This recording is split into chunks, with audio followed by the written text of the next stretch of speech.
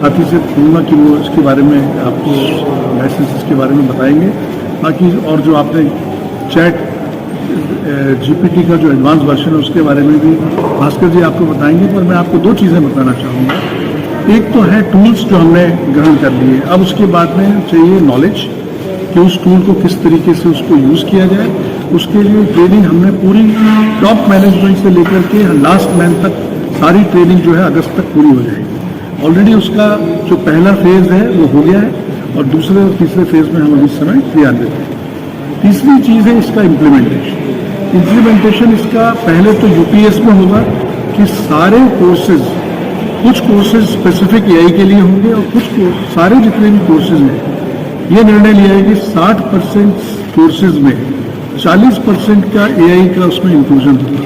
यानी सब कोर्सेज में करीब करीब हमारे यहाँ एआई उन कोर्सेज में बनाई जाएगी, क्योंकि हर सब्जेक्ट के हिसाब से एआई जो है वो अलग अलग तरीके से इम्प्लीमेंट किया है। चैट जीपीटी को ही में सर चुना गया, चुना गया इस तरीके से जो है स्टूडेंट्स को सिखाया गया कैसे पूरा। हमारे कंप्यूटर साइंस के सेंटर ऑफ एआई एक्सीलेंस के अंदर ऑलमोस्ट 12 से 13 open source large language models already use में हैं। काफ़ी टाइम से उनके साथ काम भी कर रहे हैं क्योंकि वो ओपन सोर्स है। ओपन सोर्स की सर्टेन लिमिटेशंस हैं और चैट जीपीटी या फिर उनके कंपेटिटिव जो लार्ज लैंग्वेज मॉडल्स हैं जो इस्टेब्लिश्ड हैं, उनकी टेक्निकल सपोर्ट की क्वालिटी अलग है।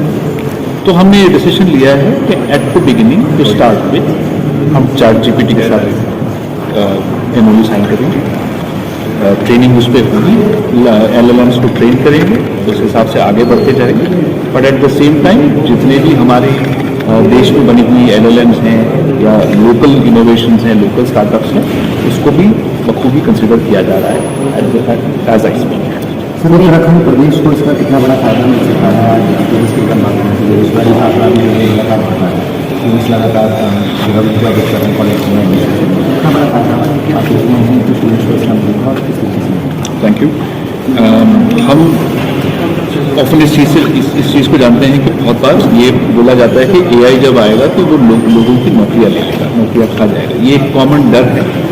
हमारा मानना ये है, और आप दुनिया के फेमस लोगों, technologist, businessman, thought leaders, policy makers, आप उनको सुनोगे, including our honourable prime minister, वो and his team in meeting, वो एक ही चीज़ कहते हैं कि एआई आपका नौकरी नहीं खाएगा, जो एआई नहीं जानता है उसकी नौकरी जाएगी। तो ये ट्रेनिंग बहुत इंपॉर्टेंट है, ये एक्सपोजर बहुत इंपॉर्टेंट है, और ये अर्ली स्टेज में एक्सपोजर बहुत इंपॉर्टेंट है। इसकी वजह से जैसे वाइस चांसलर साहब ने कहा, पहले हम यहाँ शिक्षक होंगे, उसके बाद हमारी जितनी भी कॉलेजेस, स्कूल्स वगैरह हैं उत्तराखंड में, वो आगे प्रचार किया जाएगा, बच्चों को ट्रेन किया जाएगा। और हम मानते हैं कि ये नॉलेज अगर है, ये टूल्स को यूज़ करने की कैपेबिलिटी है, तो बच्चा हो नहीं सकता कि वो अनएम्प्लॉयड हो। आगे जाके उनकी चांसेस उतनी ही बढ़ेंगे। सर, इससे ये था कि जैसा कि सबने बताया कि डिफेंस के लेकर के बात में थी, वो जिसमें जो देश में चल रहा है, अच्छी की नीचे बन रहा है। एआई अगर है तो ये पूरे विश्व में एआई जो प्लेटफॉर्म है, तो इसका इस्तेमाल क्यों नहीं हो रहा है? और अगर एआई वाली जो सिचुएशन है तो उसका इस्तेमाल कैसे आगे किया जाए? Thank you. एआई हालांकि 10-12 साल से ऑलरेडी अलग अलग फॉर्म्स में है। In fact first reference to AI 1957 या 58 में, तो वो वेरी हम लोग अभी उसको जानना शुरू किए, बट 1958 में उसकी पॉइनेट्स टर्म हुई थी। तो लास्ट 10 से 12 साल में आप देखेंगे कि ये जो टेक्नोलॉजीज हुई हैं वो मेच्योर होना शुरू हुआ है, जिसकी वजह से आज हम उनकी एप्लीकेशंस भी पाते हैं।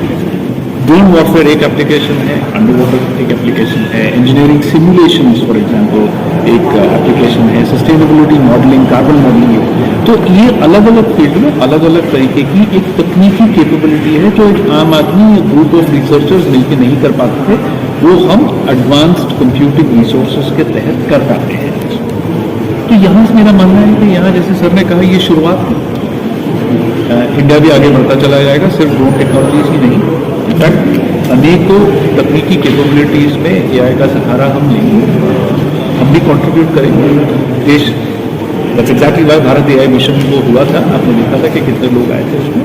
तो ये माना जाए कि आने वाले समय में एआई की मदद से एआई जो है किसी भी जंग के मैदान में लड़ाई इनफैक्ट सर तो नेवी के कमांडर रहे हैं, ये ज़्यादा बता पाएंगे आपको जंग के बारे में। बट पॉइंट ये है कि this is the age of disinformation, कि वॉर जो है ना वो डायरेक्टली बंदूकों से नहीं लड़ाई जाती है, ये डिसइंफॉर्मेशन से, एआई से, मिसइंफॉर्मेशन से लड़ाई जा रही है। इसीलिए आपको ऐसा लगता है कि मतलब जो हो रहा है किसी को एक्चुअल पिक्चर पता नहीं चलता है वो क्या रहा है।